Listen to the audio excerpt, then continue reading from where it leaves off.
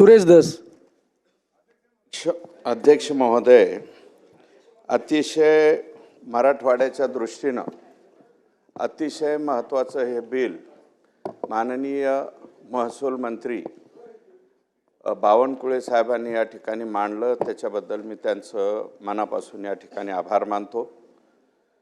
बहुतेक बाकीच्या विभागातल्या लोकांना माहीत नसेल, परंतु मराठवाड्यामध्ये ही जमीन 7,43,000 हेक्टर जमीन आहे मदत मासची, आणि जवळपास खिदमत मास ही 4-4.5 लाख हेक्टर जमीन आहे। आणि हा एकटा जयंत पाटील साहेब बोलले त्या दिशेचा हा विषय नाही, हा विषय संपूर्ण मराठवाड्यातल्या 8 जिल्ह्यांचा आहे। त्याचं कारण असं आहे अध्यक्ष महोदय की मराठवाडा यशवंतराव चव्हाण साहेबांच्या नेतृत्वाखाली साहेबांच्या म्हणण्यावरती कुठल्याही विना अट महाराष्ट्रामध्ये त्यावेळेस सामील झाला, आणि सामील झाल्याच्या नंतर 1955-56 मध्ये त्यावेळेस म्हणजे अगोदर सर विश्वेश्वरय्या मोक्षगुंडम विश्वेश्वरय्या हे चीफ इंजिनियर आणि सी म्हणून ज्यावेळेस तिकडं निजामाच्या हाताखाली काम करत होते, त्यांनी त्यावेळेस कासिम रजवीची वक्रदृष्टी हिंदूंच्या देवस्थानावरती पडायला लागल्याच्या नंतर एक ऑर्डर काढली होती आणि विश्वेश्वरय्यांना बोलावून घेतलं आणि याच्यामध्ये काय मार्ग काढायचा म्हणून त्यांना सांगितलं की ह्या देवस्थानाच्या जमिनी प्रोटेक्ट करा।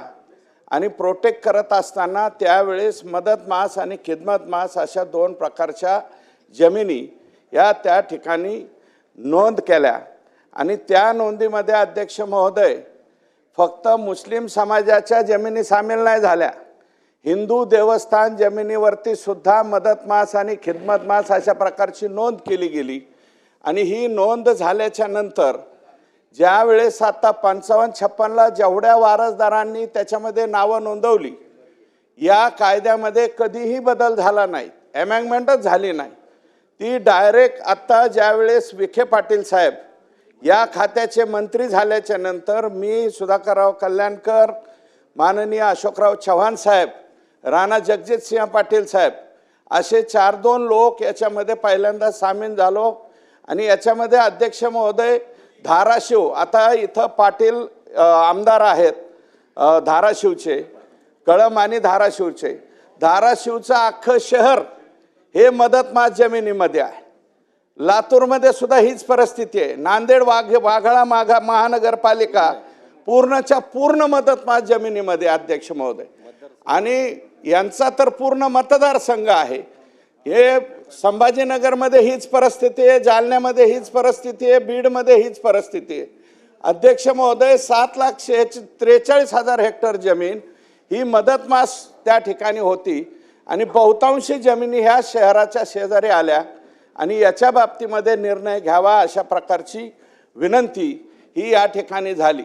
परंतु अध्यक्ष महोदय मवियाचं सरकार असताना याच्यामध्ये सर्वाधिक टार्गेट झालो मी, माझ्यावरती अध्यक्ष महोदय माझ्या कार्यकर्त्यांच्यावरती 30 गुन्हे दाखल करण्यात आले। अध्यक्ष महोदय कुठेकडूनच गुन्हा दाखल करता येत नाही म्हणून वक्फ बोर्डाकडनं गुन्हा दाखल करण्यात आला।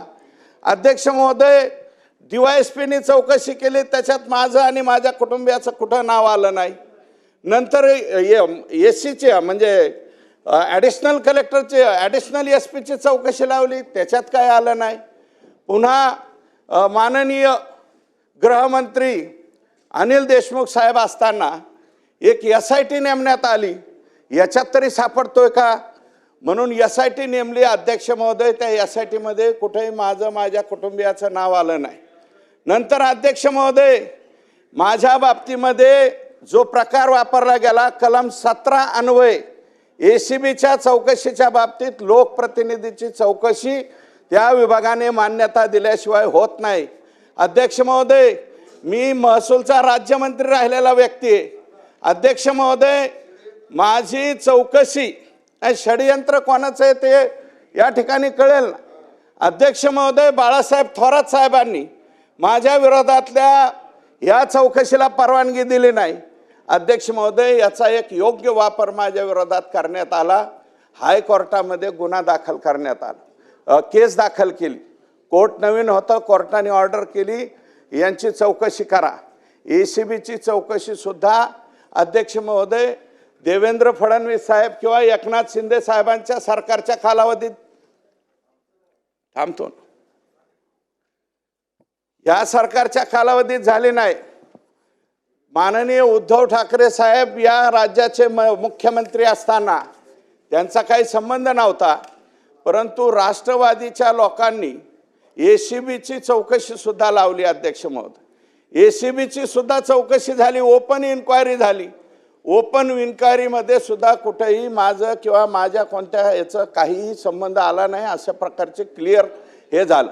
अध्यक्ष महोदय, जयंत पाटील सांगतायत ते काही लोक अहिल्यानगरच्या रोहितदादा पवारांच्या मतदारसंघामध्ये कुठंतरी स्पेशल डुकराचं मटण भेटतं, त्या ठिकाणी दारूच्या धंद्यावरती आणि डुकराचं मटण मिळतं, तिथं कुणाच्या तरी मारामाऱ्या झाल्या की लगेच दुसऱ्या दिवशी चालू करायचं. सुरेश धस यांनी हाणमार केली.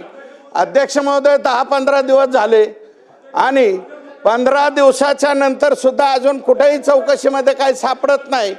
आणि उठायचं सुटायचं आणि इज्जती घ्यायच्या, अशा कोणाच्याही इज्जती घेण्याचा तुमचा संबंध नाही. आणि अध्यक्ष महोदय, नाही रोहित दादा तुमचा हा रोहित दादांना बोलू द्या, मग बोलतो. बोला, त्यांना हरकत असेल तर बोलू. अध्यक्ष महोदय, माझ्या मतदारसंघाचं नाव या ठिकाणी अध्यक्ष महोदय घेतलं. अध्यक्ष महोदय, जामखेड ही भूमी पुण्यश्लोक अहिल्यादेवी होळकरांची जन्मभूमी आहे. संत श्री गीते बाबांची ते कर्मभूमी आहे, संत श्री सीताराम बाबांची कर्मभूमी आहे. आणि इथं बोलत असताना धस साहेबांनी जो उल्लेख केला कुठल्या तरी मटणाचा, हा उल्लेख ते सुद्धा डुकराचं मटण, हे अयोग्य आहे. उदाहरण द्यायचं असेल तर काल्पनिक कुठेही द्या. मतदारसंघाचं नाव घेऊन तुम्ही तुमचं कुठला विषय लपवण्याचा नाही तर त्याला पाठीमागे टाकण्याचा प्रयत्न कृपा करून होऊ नये. आणि हे जे काय बोललेत माझ्या मतदारसंघाबद्दल, तर ते जे काय आलं असेल ते डिलीट करावं अशी मी आपल्याला मागणी करतो. माझा तो मुद्दा नव्हता. अहिल्यादेवींचं, गोदड महाराजांचा मी सुद्धा त्या मतदारसंघामध्ये मी पण काम केलेलं आहे राष्ट्रवादीचा म्हणून. अध्यक्ष महोदय, बरं का, मला त्याच्याबद्दल म्हणायचं नाही, पण ज्या हॉटेलवरती, ठीक आहे, मी माझा शब्द परत घेतो. कोणता घेतलं ना? हा, ते भेटतं तिथं, जिथं भेटतं तिथं मारामाऱ्या झाल्या. अध्यक्ष महोदय, त्या भागामध्ये कोणता एक देव आहे आणि तिथपासून रुई 36 पर्यंत सुरेशराव विषय मर्यादित आहे. मर्यादितच बोलतोय, लवकर घ्या. हे बघा, ऐका, नाव न घेता अशा पद्धतीने वळवावळ करून जयंत पाटील साहेब जे बोलले ना, त्याच्यामुळे मी हे बोलतोय. विषय वेगळा आहे. तुम्ही अध्यक्ष महोदय, रात्री 1-1 वाजता माझ्या स्वतःच्या घरामध्ये मवियाचं सरकार असताना यांनी रात्री 1-1 वाजता DYSP PI माझ्या घरामध्ये पाठवले. विषय वेगळा आहे. अध्यक्ष महोदय, आणि 1 वाजता दरवाजा उघडून म्हणायचे आहेत का घरात, बघायला आलो. हे मवियाच्या सरकारामध्ये आम्ही अनुभवलेलं आहे. अध्यक्ष महोदय, यांनी फार चुकीच्या पद्धतीने वागणूक त्या कालावधीमध्ये दिली. कंगना राणावतचं घर पाडण्यापासून सगळ्यापर्यंत. अध्यक्ष महोदय, बिलाचा विषय थोडक्यात, हा या बिलाचा विषय बोलतो. या बिलामध्ये अध्यक्ष महोदय 7,43,000 हेक्टर जमीन मराठवाड्यातली मुक्त होणारे. अध्यक्ष महोदय, ही थोडकी जमीन नाही. आणि आमचा तर आग्रह असा आहे अध्यक्ष महोदय, हिंदू देवस्थान जमिनीवरती जे मदत मासच नाही, खिदमत मास सुद्धा ही जी नोंद आहे, या नोंदीच्या बाबतीत जे मस्जिद इनाम जमीन असेल त्याच्या बाबतीत ते ठेवावं. परंतु हिंदू देवस्थानाच्या जमिनीवरचं खिदमत मास सुद्धा, कारण ह्याच्या कोणाच्या त्या काय हो भास्करराव काय म्हणताय, नाही भाषण बाहेरून ऐका. तुम्हाला अडचण वाटत असेल तर बाहेरून ऐका, तसं काय थोडक्यात सुरेशराव, थोडक्यात. अध्यक्ष महोदय, मी संपवतो. तर ह्या बाबतीमध्ये 7,43,000 हेक्टर जमीन आणि जवळपास 4.5 लाख हेक्टर जमीन ही खिदमत मासमध्ये अडकलेली आहे.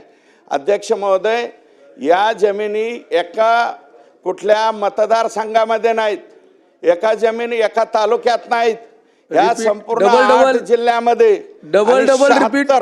76 तालुक्यामध्ये ह्या जमिनी आहेत. आणि याच्या बाबतीतला निर्णय यापूर्वी कधी होत नव्हता. एकनाथ शिंदे साहेब, माननीय फडणवीस साहेब आणि तत्कालीन महसूल मंत्री माननीय विखे पाटील साहेब आणि आत्ता हा जो निर्णय घेत आहेत बावनकुळे साहेब, यांचं मी मनापासून या ठिकाणी आभार मानतो. आणि अध्यक्ष महोदय जयंत पाटील साहेबांना मी विनंती करतो की असं कोड्यामध्ये बोलू नका.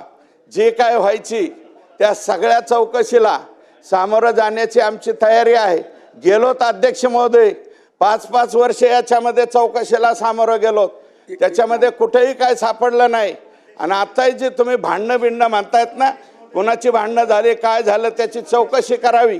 मी SP-ना स्वतः पत्र दिलंय तिथल्या की याची खरोखरच चौकशी करा. हे कोणी भांडणं केलं आणि कोणाबरोबर भांडण झालंय त्याच्याशी आमचा संबंध नसताना सुद्धा विनाकारण कोणाला तरी उचलायचं, फेसबुकवरती बोलायला लावायचं, अध्यक्ष महोदय मीडियावरती बोलायला लावायचं आणि माणसाच्या लोकप्रतिनिधींच्या इज्जती घ्यायच्या, हा धंदा जरा बंद करावा अशा प्रकारची माझी विनंती आहे. देश विदेशातील प्रत्येक घडामोडींचे लाईव्ह अपडेट मिळवण्यासाठी आता साम टीव्हीच्या सर्व सोशल मीडिया प्लॅटफॉर्मला लाईक, फॉलो आणि सबस्क्राईब करा. तसंच सर्व नोटिफिकेशनसाठी बेल आयकॉन प्रेस करायला विसरू नका.